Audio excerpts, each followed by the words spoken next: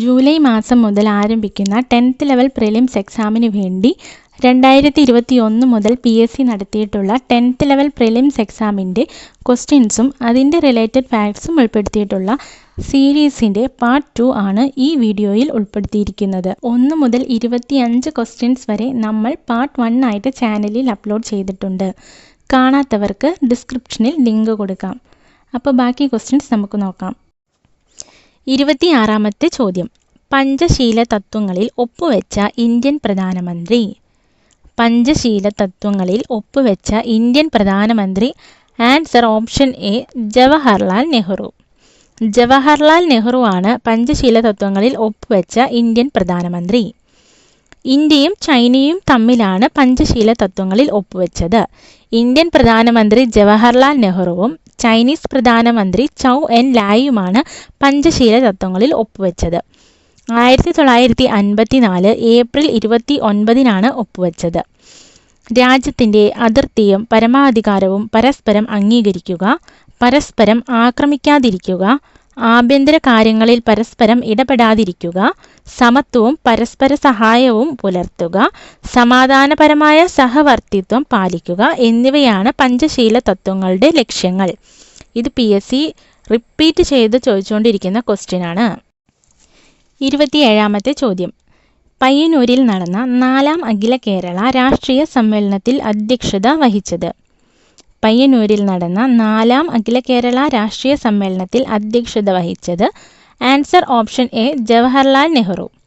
ജവഹർലാൽ നെഹ്റുവാണ് പയ്യന്നൂരിൽ നടന്ന 4ാം അഖില കേരള രാഷ്ട്രീയ സമ്മേളനത്തിൽ അധ്യക്ഷത വഹിച്ചത്. ഇനി നമുക്ക് അഖില കേരള രാഷ്ട്രീയ സമ്മേളനങ്ങൾ പഠിക്കാം. 1ാം അഖില കേരള രാഷ്ട്രീയ സമ്മേളനം നടന്നത് 1921 ഒറ്റപ്പാലത്ത് വെച്ചാണ്. അധ്യക്ഷൻ ടി പ്രകാശമായിരുന്നു. 1ാം അഖില കേരള രാഷ്ട്രീയ സമ്മേളനത്തിൻ്റെ വേദി ഒറ്റപ്പാലത്തായിരുന്നു. 1921 നടന്നത്. അധ്യക്ഷൻ ടി പ്രകാശം. 2ാം അഖില കേരള രാഷ്ട്രീയ സമ്മേളനം 1923 പാലക്കാട് വെച്ച് നടന്നു. അധ്യക്ഷൻ സരോജിനി നായിഡു ആയിരുന്നു. 3ാം അഖില കേരള രാഷ്ട്രീയ സമ്മേളനം നടന്നത് 1927 കോഴിക്കോട് വെച്ചിട്ടാണ്. അധ്യക്ഷൻ ബിജി ഹോർണിമാൻ. 4ാം അഖില കേരള രാഷ്ട്രീയ സമ്മേളനം നടന്നത് 1928 പയ്യന്നൂർ വെച്ചിട്ടാണ്.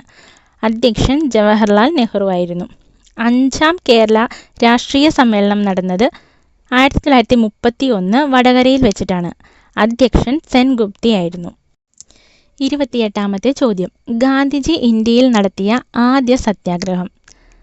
ഗാന്ധിജി ഇന്ത്യയിൽ നടത്തിയ ആദ്യ സത്യാഗ്രഹം. ആൻസർ ഓപ്ഷൻ സി ചമ്പാരൻ സത്യാഗ്രഹം. ഗാന്ധിജിയുടെ ഇന്ത്യയിലെ ആദ്യത്തെ പരീക്ഷണ സത്യാഗ്രഹമായിരുന്നു ചമ്പാരൻ സത്യാഗ്രഹം. 1917 ചമ്പാരൻ സത്യാഗ്രഹം നടന്നത്. ചമ്പാരൻ ബീഹാറിലാണ് സ്ഥിതി ചെയ്യുന്നത്. നീലം കർഷകർക്ക് വേണ്ടിയിട്ടാണ് ചമ്പാരൻ സത്യാഗ്രഹം ഗാന്ധിജി നടത്തിയത്.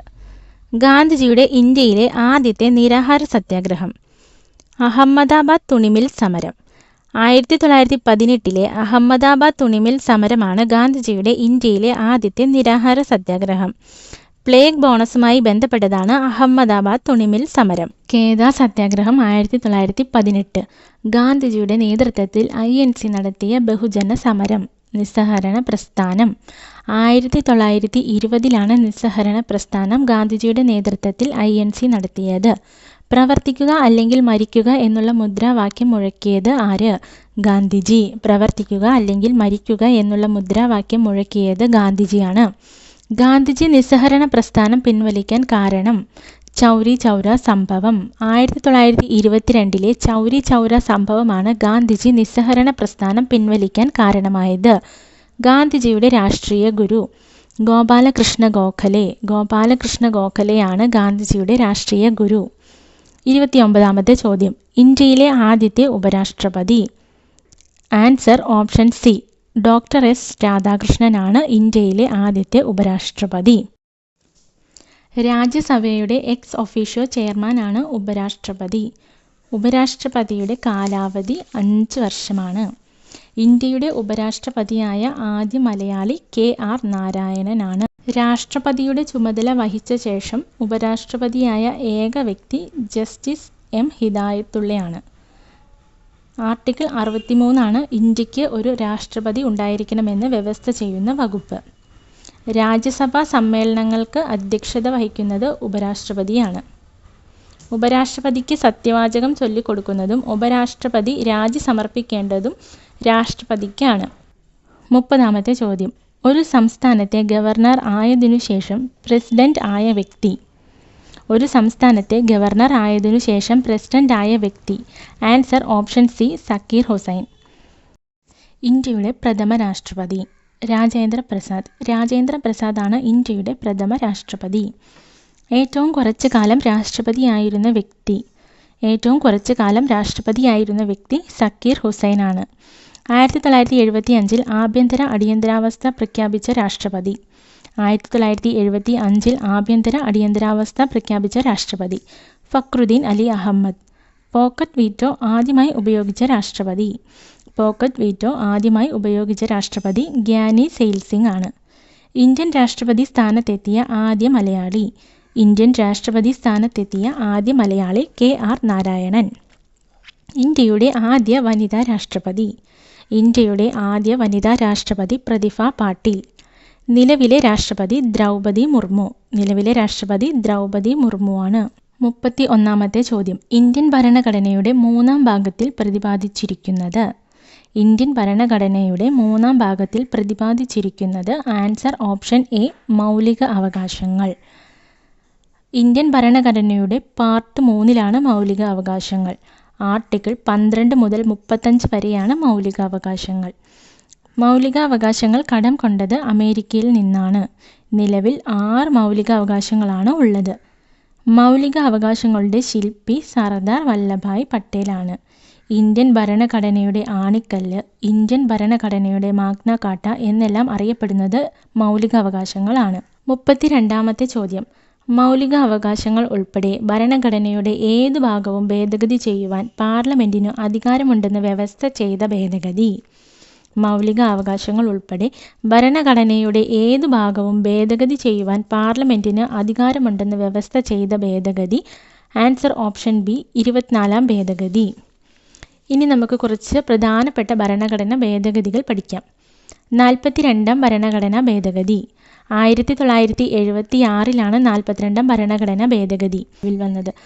ആമുഖം ഭേദഗതി ചെയ്ത ഒരേ ഒരു ഭരണഘടനാ ഭേദഗതിയാണ് 42-ാം ഭരണഘടനാ ഭേദഗതി. സോഷ്യലിസ്റ്റ്, സെക്യുലർ, ഇൻ്റഗ്രിറ്റി എന്നീ വാക്കുകൾ ആമുഖത്തിൽ കൂട്ടിച്ചേർത്തത് 42-ാം ഭരണഘടനാ ഭേദഗതി പ്രകാരമാണ്. അടുത്തത് 52-ാം ഭരണഘടനാ ഭേദഗതി. 1985 52-ാം ഭരണഘടനാ ഭേദഗതി നിലവിൽ വന്നത്. കൂർമാറ്റ നിരോധന നിയമം നിലവിൽ വന്നത് 52-ാം ഭരണഘടനാ ഭേദഗതി പ്രകാരമാണ്. അടുത്തത് 86-ാം ഭരണഘടനാ ഭേദഗതി. 2002 86-ാം ഭരണഘടനാ ഭേദഗതി നിലവിൽ വന്നത്. ആർട്ടിക്കിൾ 21A കൂട്ടിച്ചേർത്തു.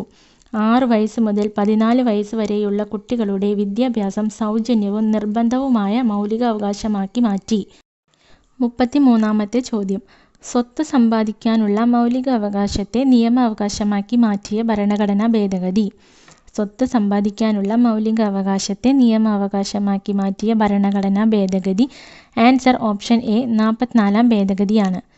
44-ാം ഭേദഗതി നിലവിൽ വന്നത് 1978 സ്വത്തവകാശത്തെ മൗലിക അവകാശങ്ങളുടെ പട്ടികയിൽ നിന്നും നീക്കം ചെയ്തു. നിയമാവകാശമാക്കി മാറ്റി. ആർട്ടിക്കിൾ 19F റദ്ദ് ചെയ്തു. ഭാഗം 12-ൽ ആർട്ടിക്കിൾ 300A ഇപ്പോൾ സ്വത്തവകാശം ഉൾപ്പെടുത്തിയിരിക്കുന്നത്. 34-ാമത്തെ ചോദ്യം. പൊതുനിയമനങ്ങളിൽ അവസര സമത്വം ഉറപ്പു നൽകുന്ന ഭരണഘടനാ വകുപ്പ്. പൊതുനിയമനങ്ങളിൽ അവസര സമത്വം ഉറപ്പു നൽകുന്ന ഭരണഘടനാ വകുപ്പ്. ആൻസർ ഓപ്ഷൻ ബി, അനുച്ഛേദം 16 ആർട്ടിക്കിൾ 15 എന്ന് പറയുന്നത് സാമൂഹിക സമത്വമാണ്, വിവേചനത്തിൽ നിന്നുമുള്ള സംരക്ഷണവുമാണ്. ആർട്ടിക്കിൾ 20 കുറ്റാരോപിതനായ വ്യക്തികൾക്ക് ലഭിക്കുന്ന സംരക്ഷണമാണ് ആർട്ടിക്കിൾ 20. ആർട്ടിക്കിൾ 21 ജീവിക്കാനും വ്യക്തി സ്വാതന്ത്ര്യത്തിനുമുള്ള അവകാശമാണ് ആർട്ടിക്കിൾ 21. 35-ാമത്തെ ചോദ്യം. അടിയന്തരാവസ്ഥക്കാലത്ത് മൗലിക അവകാശങ്ങൾ നിഷേധിക്കപ്പെടുന്നത് ഏത് വകുപ്പ് പ്രകാരമാണ്? അടിയന്തരാവസ്ഥക്കാലത്ത് മൗലിക അവകാശങ്ങൾ നിഷേധിക്കപ്പെടുന്നത് ഏത് വകുപ്പ് പ്രകാരമാണ്?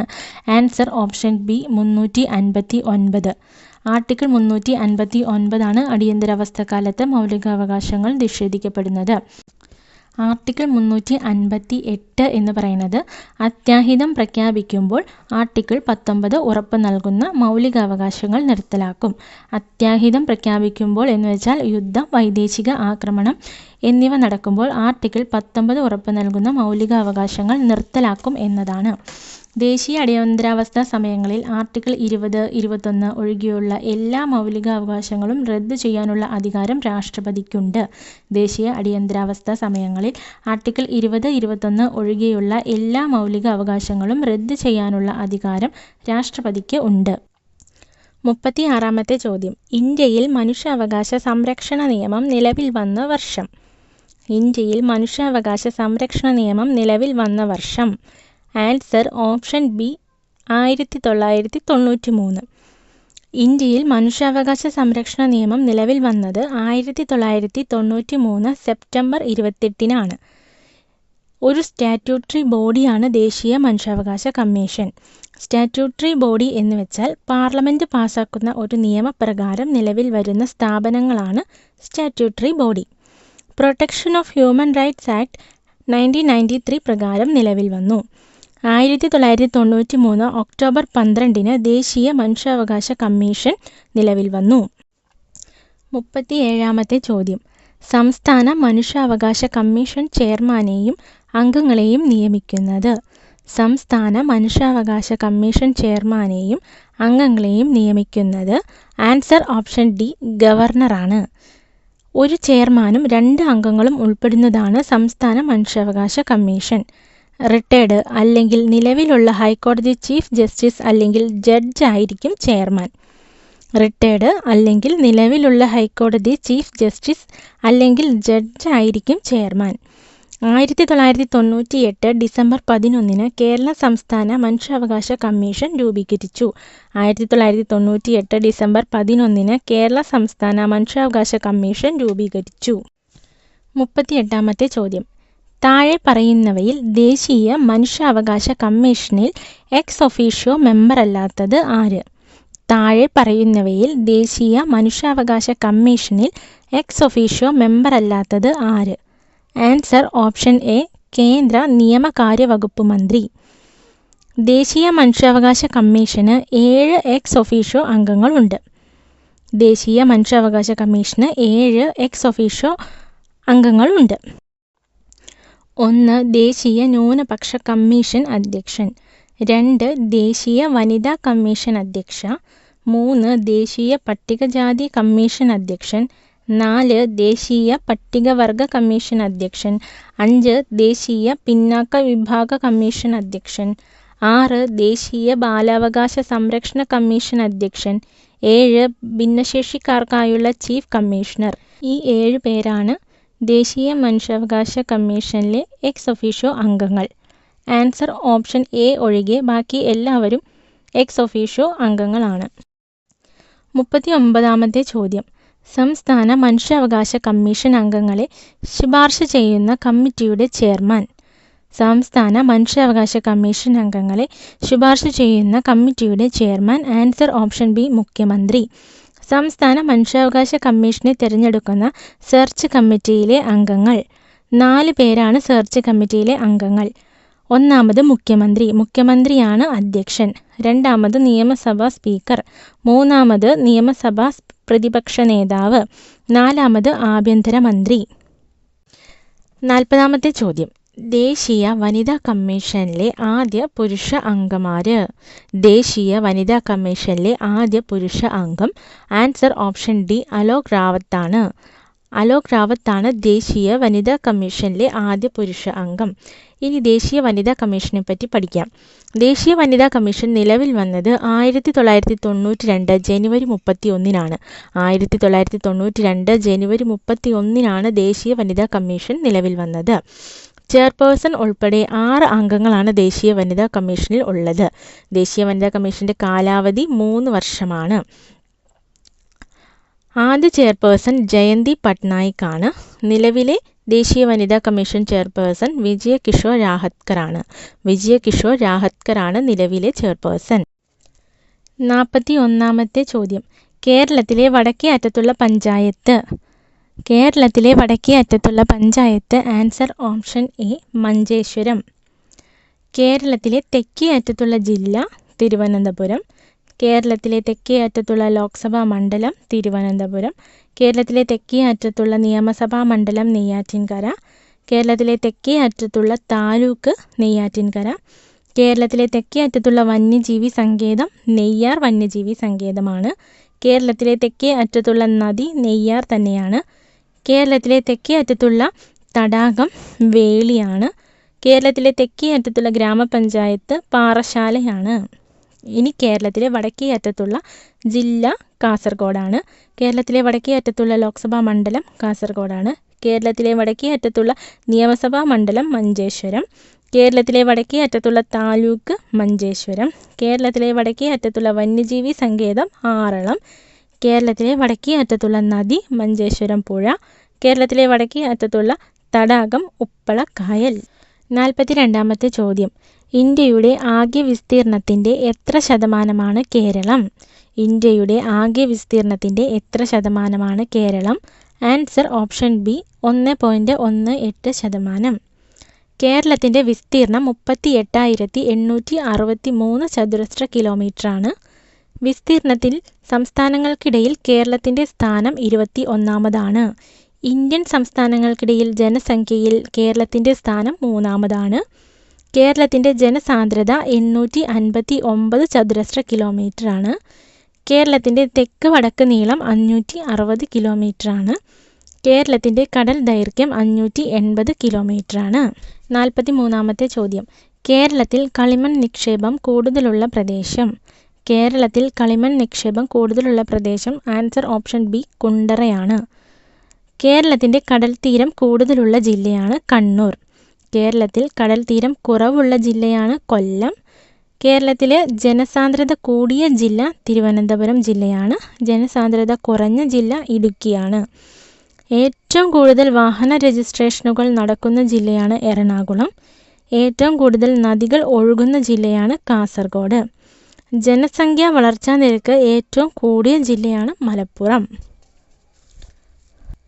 44ാമത്തെ ചോദ്യം. മണ്ണിനെക്കുറിച്ചുള്ള പഠനം ഏത് പേരിലാണ് അറിയപ്പെടുന്നത്? മണ്ണിനെക്കുറിച്ചുള്ള പഠനം ഏത് പേരിലാണ് അറിയപ്പെടുന്നത്? Answer option B pedology. Pedology എന്നാണ് മണ്ണിനെക്കുറിച്ചുള്ള പഠനം അറിയപ്പെടുന്നത്. പെഡോളജി എന്നാണ് മണ്ണിനെക്കുറിച്ചുള്ള പഠനം അറിയപ്പെടുന്നത്. ഇനി പ്രധാനപ്പെട്ട പഠനശാഖകൾ പഠിക്കാം. മണ്ണിനെക്കുറിച്ചുള്ള പഠനം പെഡോളജി. ഭൂകമ്പത്തെക്കുറിച്ചുള്ള പഠനമാണ് സീസ്മോളജി. രോഗങ്ങളെക്കുറിച്ചുള്ള പഠനമാണ് പാത്തോളജി. പരിസ്ഥിതിയെക്കുറിച്ചുള്ള പഠനമാണ് എക്കോളജി. ഹൃദയത്തെപ്പറ്റിയുള്ള പഠനമാണ് കാർഡിയോളജി. വൃക്കയെക്കുറിച്ചുള്ള പഠനമാണ് നെഫ്രോളജി. പേശികളെക്കുറിച്ചുള്ള പഠനമാണ് മയോളജി. പക്ഷികളെക്കുറിച്ചുള്ള പഠനമാണ് ഓർണിത്തോളജി. ഷഡ്പദങ്ങളെക്കുറിച്ചുള്ള പഠനമാണ് എൻഡമോളജി. 45ാമത്തെ ചോദ്യം. 45ാമത്തെ ചോദ്യം. വംശനാശ ഭീഷണി നേരിടുന്ന സിംഹവാലൻ കുരങ്ങുകൾ പ്രധാനമായും കാണപ്പെടുന്ന കേരളത്തിലെ ദേശീയോദ്യാനം. വംശനാശ ഭീഷണി നേരിടുന്ന സിംഹവാലൻ കുരങ്ങുകൾ പ്രധാനമായും കാണപ്പെടുന്ന കേരളത്തിലെ ദേശീയോദ്യാനം. ആൻസർ ഓപ്ഷൻ ബി സൈലന്റ് വാലിയാണ്. സൈലന്റ് വാലിയെപ്പറ്റി പ്രധാനപ്പെട്ട പോയിന്റ്സ് നോക്കാം. പാലക്കാട് ജില്ലയിൽ മണ്ണാർക്കാട് താലൂക്കിലാണ് സൈലന്റ് വാലി സ്ഥിതി ചെയ്യുന്നത്. പാലക്കാട് ജില്ലയിലെ മണ്ണാർക്കാട് താലൂക്കിലാണ് സൈലന്റ് വാലി സ്ഥിതി ചെയ്യുന്നത്. ദേശീയോദ്യാനമായി പ്രഖ്യാപിച്ച വർഷം 1984ലാണ്. ഇന്ദിരാഗാന്ധിയാണ് സൈലന്റ് വാലി ദേശീയോദ്യാനമായി പ്രഖ്യാപിച്ചത്. സൈലന്റ് വാലി ഉദ്ഘാടനം ചെയ്തത് രാജീവ് ഗാന്ധിയാണ്. 1985ലാണ് രാജീവ് ഗാന്ധി ഉദ്ഘാടനം ചെയ്തത്. സൈലന്റ് വാലിയിലൂടെ ഒഴുകുന്ന നദി കുന്തിപ്പുഴയാണ്. സൈലന്റ് വാലിയിൽ നിന്ന് ഉത്ഭവിക്കുന്ന നദിയാണ് തൂതപ്പുഴ. 46ാമത്തെ ചോദ്യം. തനിമ, കൃതിക എന്നീ പദ്ധതികൾ ഏത് മേഖലയുമായി ബന്ധപ്പെട്ട് കേരള സർക്കാർ നടപ്പിലാക്കുന്നവയാണ്? തനിമ, കൃതിക എന്നീ പദ്ധതികൾ ഏത് മേഖലയുമായി ബന്ധപ്പെട്ട് കേരള സർക്കാർ നടപ്പിലാക്കുന്നതാണ്? ആൻസർ ഓപ്ഷൻ ബി കൈത്തറി. ഇനി നമുക്ക് PSC എപ്പോഴും ചോദിക്കുന്ന 2-3 ക്വസ്റ്റ്യൻസ് നോക്കാം പദ്ധതിയെ പറ്റി. ഒന്നാമത്തെ പദ്ധതിയാണ് ആരോഗ്യകിരണം. ആരോഗ്യകിരണം എന്ന് വെച്ചിട്ടുണ്ടെങ്കിൽ 18 വയസ്സിൽ പ്രായമുള്ള അർബുദ, ഹൃദ്രോഗ, വൃക്ക ബാധിതരായ രോഗികൾക്ക് സൗജന്യ ചികിത്സ ഉറപ്പാക്കുന്ന പദ്ധതിയാണ്. ആരോഗ്യകിരണം എന്നുള്ള പദ്ധതി 18 വയസ്സിൽ പ്രായമുള്ള അർബുദ, ഹൃദ്രോഗ, വൃക്ക ബാധിതരായ രോഗികൾക്ക് സൗജന്യ ചികിത്സ ഉറപ്പാക്കുന്ന പദ്ധതിയാണ്. അടുത്ത പദ്ധതിയാണ് യോദ്ധാവ്. മയക്കുമരുന്നുകളുടെ വിതരണവും ഉപയോഗവും വ്യാപനവും തടയാൻ കേരള സംസ്ഥാന പോലീസ് രൂപം നൽകിയ പദ്ധതിയാണ് യോദ്ധാവ്. അടുത്തത് വയോമിത്രം. 65 വയസ്സിന് മുകളിൽ പ്രായമുള്ള മുതിർന്ന പൗരന്മാർക്ക് മൊബൈൽ ക്ലിനിക്കുകളിലൂടെ സൗജന്യ ചികിത്സ, മരുന്ന് എന്നിവ നൽകുന്ന ആരോഗ്യ സുരക്ഷാ പദ്ധതിയാണ് വയോമിത്രം.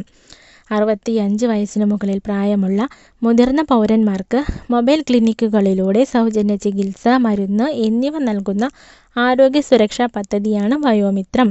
അടുത്ത പദ്ധതിയാണ് ജീവനം.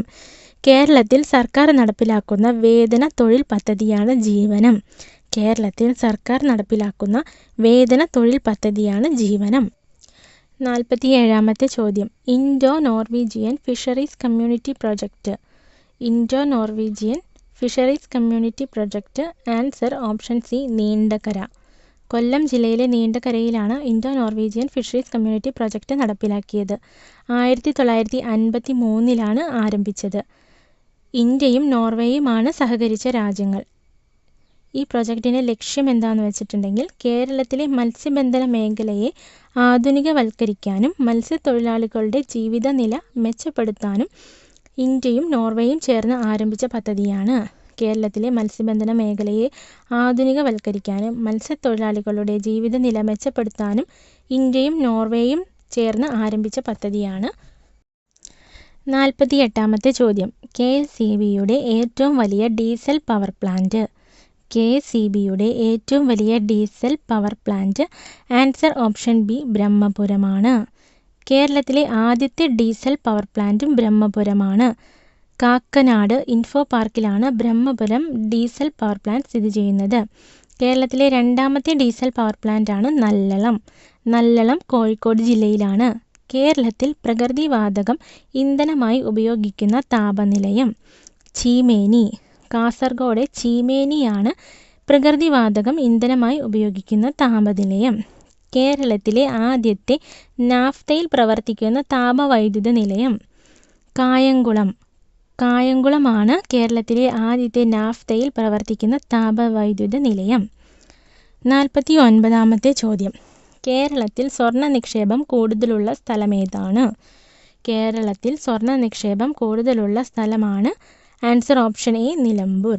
കേരളത്തിൽ ഏറ്റവും കൂടുതൽ ബോക്സൈറ്റ് നിക്ഷേപമുള്ള ജില്ല കാസർഗോഡ് ജില്ലയാണ്. കേരളത്തിൽ പ്രധാനമായും കളിമണ്ണ് കാണപ്പെടുന്ന സ്ഥലം കുണ്ടറയാണ്. കേരളത്തിൽ വൻതോതിൽ സിലിക്ക നിക്ഷേപം കാണപ്പെടുന്ന പ്രദേശമാണ് ചേർത്തല. കേരളത്തിൽ വൻതോതിൽ സിലിക്ക നിക്ഷേപം കാണപ്പെടുന്ന പ്രദേശമാണ് ചേർത്തല. 50ാമത്തെ ചോദ്യം. കേരളത്തിലൂടെ കടന്നു പോകുന്ന ദേശീയപാത 183 ബന്ധിപ്പിക്കുന്ന സ്ഥലങ്ങൾ. കേരളത്തിലൂടെ കടന്നു പോകുന്ന ദേശീയപാതയായ 183 ബന്ധിപ്പിക്കുന്നത്. Answer option D, Dindigul കൊല്ലമാണ്.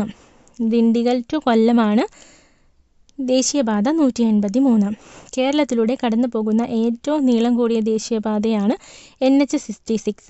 NH66 Panvel മുതൽ കന്യാകുമാരി വരെയാണ്. കേരളത്തിലെ ആദ്യത്തെ ദേശീയപാത NH47 ഇടപ്പള്ളി ടു കളിയിക്കാവിള. കേരളത്തിലെ ഏറ്റവും നീളം കുറഞ്ഞ ദേശീയപാതയാണ് NH966B. NH966B ആണ് കേരളത്തിലെ ഏറ്റവും നീളം കുറഞ്ഞ ദേശീയപാത. അത് വെല്ലിംഗ്ടൺ ദ്വീപിലാണ് സ്ഥിതി ചെയ്യുന്നത്. NH85 എന്ന് പറഞ്ഞാൽ കൊച്ചി ഡോണ്ടി പോയിന്റ് വരെയാണ്. NH544 സേലം ടു എറണാകുളം വരെയാണ്. NH766 കോഴിക്കോട് മുതൽ മൈസൂർ വരെയാണ്. NH966 എന്ന് പറയുന്നത് ഫറൂഖ് ടു പാലക്കാട് വരെയാണ്. NH966A എന്ന് പറയുന്നത് കളമശ്ശേരി ടു വല്ലാർപാടമാണ്. NH185 അടിമാലി ടു കുമളി വരെയാണ്. ഇന്നത്തെ ക്ലാസ്സിൽ നമ്മൾ 26 മുതൽ 50 വരെയുള്ള ക്വസ്റ്റ്യൻസും അതിൻ്റെ റിലേറ്റഡ് ഫാക്ട്സുമാണ് നോക്കിയിട്ടുള്ളത്. എല്ലാവർക്കും ഇഷ്ടമായ ലൈക്ക്, ഷെയർ ആൻഡ് സബ്സ്ക്രൈബ് ചെയ്യുക. ബാക്കി ക്വസ്റ്റ്യൻ നമുക്ക് അടുത്ത ക്ലാസ്സിൽ നോക്കാം.